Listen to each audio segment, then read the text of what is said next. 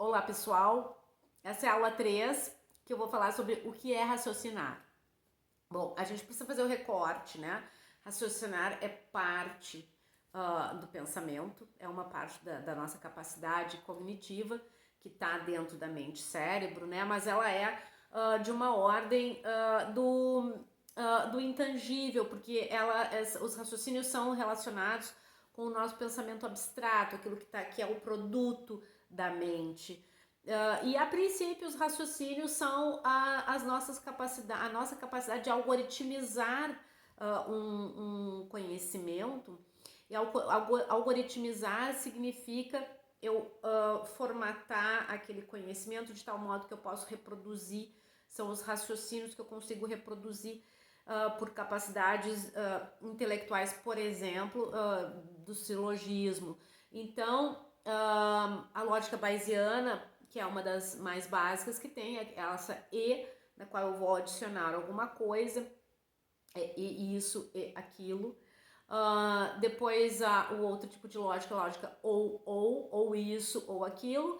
É bastante comum, por exemplo, na sala de aula, os professores fazerem provas de múltipla escolha, que o aluno tem algumas opções de múltipla escolha e ele tem que escolher essa ou aquela outra, certo? As crianças desde pequenininha são capazes de escolher ou isso ou aquilo, né?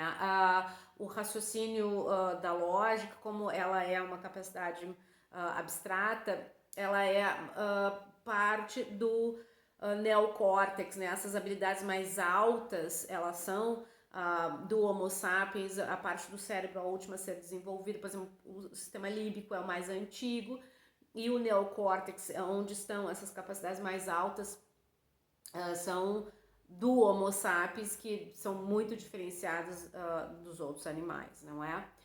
E se responsável por esse tipo de lógica, então, que são o produto, né, de um pensamento mais abstrato e que não está no mundo físico. E aí a gente tem que pensar em termos de natismo mesmo, né? Porque as outras espécies não são capazes de fazer isso. Aí nós temos então aquela lógica, a lógica do se então, que é também que é a típica da programação, né? Então eu aciono um botão, né? Se eu acionar isso, então eu tenho como resultado aquilo, que é tipo de uma máquina, né? Quando se programa, então a pessoa vai ao clicar, ao acionar aquilo, terá tal resultado. Por exemplo, se a filosofia tem se dedicado, né, a pesquisar isso na lógica, e os primeiros exemplos que se usavam eram sempre esses, né? Se João é um homem e todo homem é mortal, logo João é mortal. O problema é que, então a gente pensa, né, todos os homens são mortais, porque João é homem, João é mortal porque ele é homem, né? Mas é muito básico e nós podemos muito mais que essa capacidade, né, que a máquina pode fazer, que é a mesma coisa que o algoritmo, né? É programar, é algoritmizar alguma coisa, formatar dentro desse tipo de raciocínio. Mas a gente tem outros tipos de raciocínios mais complexos que esses. Embora esses também já sejam complexos, por exemplo, que crianças pequenas não conseguem necessariamente fazer isso. As crianças, a gente tem que aprender, ainda não tá não são maduras o suficiente. Inclusive o córtex frontal, ele vai amadurecendo com o desenvolvimento, né, com o ciclo de vida. E a gente fala, depois de um certo nível, a gente passa a falar em os processos inferenciais, que são esses de raciocínio. A gente começa até a falar, chamá-los de habilidades superiores, porque elas são de outro nível, elas são referência à nossa capacidade de interpretar, que tem a ver com julgar, que tem a ver com analisar. Então, por exemplo, se a gente pensar em termos de um jogo de xadrez, por exemplo, né? O xadrez é uma das primeiras lógicas de programação a serem desenvolvidas, porque é um jogo que cada peça anda em determinada posição e é sempre aquela posição. Então é um jogo que é possível ser algoritmizado e repetitivo, e repetível inclusive, né? Além de ser repetível, ele é reproduzível, repetitível, à medida que eu tenho um bom processador, e quanto mais rápido o meu processador for, mais eu vou poder jogar com esses movimentos das peças, então mais rápido, inclusive mais rápido que o pensamento humano, né? A nossa mente cérebro é um processador. E tem a ver com tempo também e capacidade de processamento, e tempo está em jogo aqui.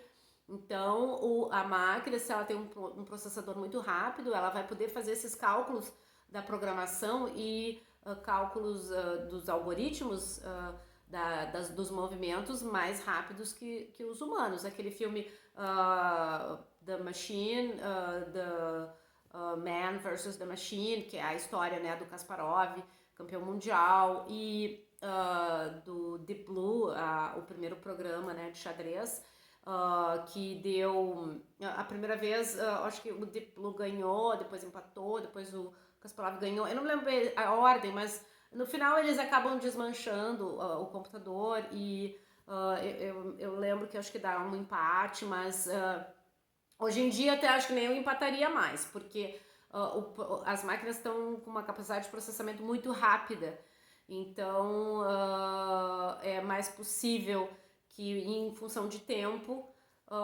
o computador ganhe hoje do homem, né? Mas a questão é que, por exemplo, o cavalo anda em L sempre, a rainha sempre tem o mesmo movimento na diagonal, ou pra frente, pra trás, pode andar também. O rei só uma casinha, né? Vários movimentos, mas sempre só uma casinha. Então, como são previsíveis, eu posso algoritmizar.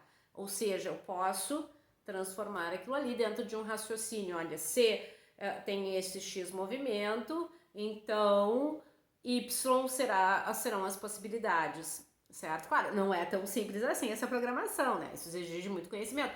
Mas, de qualquer forma, é programável e não é tão impossível, tanto é que os jogos de xadrez foram das primeiras máquinas a serem confrontadas frente ao pensamento humano, né? A questão da inteligência artificial é que nós estamos falando de pensamento humano, e aí a gente então vai para as nossas habilidades superiores. Crianças, por exemplo, ainda não desenvolveram capacidades, por exemplo, de metáfora, compreensão de metáforas, interpretação de o que a gente chama, né, interpretar certos textos, interpretar o que é. É quebrar um código ali, mas quebrar esse código significa que tem algum implícito ali, aquilo que não está dito e que não está dado, e que eu preciso realizar uma inferência. E aí a gente tem que discutir o que é uma inferência. Uma inferência é a parte desses raciocínios, mas a inferência pragmática, por exemplo, é a inferência que está voltada para contextos e situações. E contextos e situações estão relacionados com o nosso conhecimento de mundo, nosso conhecimento acumulado de mundo, e inclusive nossas experiências e nossa cultura. Então, se eu estou falando com alguém de uma cultura que não compartilha os mesmos conhecimentos que eu, é difícil a gente se compreender, ou não sei se é difícil, mas não será tão simples assim. Eu imaginar que dentro de um processo de comunicação tudo seja muito simples, a gente se entenda muito claramente, não é uma verdade. Tanto não é que a gente está num mundo cheio de problemas de comunicação, não é? Eu acredito numa coisa que o meu vizinho do lado não acredita, e eu não tô nem falando de culturas distintas, né? Não tô nem falando de gostar de sertanejo e gostar de rock and roll. Não é nem esse tipo, eu tô falando de compartilhamentos, às vezes, de não saber, por exemplo, como que é uma situação que exige conhecimento. Eu, por exemplo, eu vou viajar para a Índia e eu me choco porque os indianos comem com as mãos. Na verdade, isso é parte da cultura deles, é um processo de civilizatório daquele ambiente cultural, e que eu não devo me chocar, porque simplesmente eu compartilho de outro conhecimento. à medida que a gente vai tomando contato. E não é nenhuma questão de ser melhor, e cultura a gente já sabe, não é uma questão de ser melhor ou pior, é uma questão de, inclusive de respeito, mas é uma questão de conhecimento. Eles agem assim, não é certo ou errado, é assim. Né? Nós podemos entrar numa discussão maior de direitos humanos, mas aí no mundo árabe, por exemplo, com relação às mulheres, isso é outra discussão, né? A gente está falando aqui de um ruído de comunicação e de uma não compreensão dos conhecimentos culturais dos povos, né? Que seriam necessários para que eu compreenda os textos que me chegam no mundo, né? Então, vejam que a complexidade do que é raciocinar é essa. Se eu partir de um princípio, de um recorte, que raciocinar é praticar essas lógicas e os silogismos, é muito pouco. E isso é o que a máquina tem feito, e isso é mais, não que seja facílimo, o pessoal da programação sabe que não é, mas é mais fácil do que eu querer desenvolver um raciocínio humano que realiza essas lógicas e os silogismos e as inferências, mas pensamento indutivo e dedutivo, mas com capacidades e que a gente chama de habilidades mais altas, que são dessa ordem da análise e inclusive de julgamentos e juízos, certo? Por enquanto é isso, um beijo.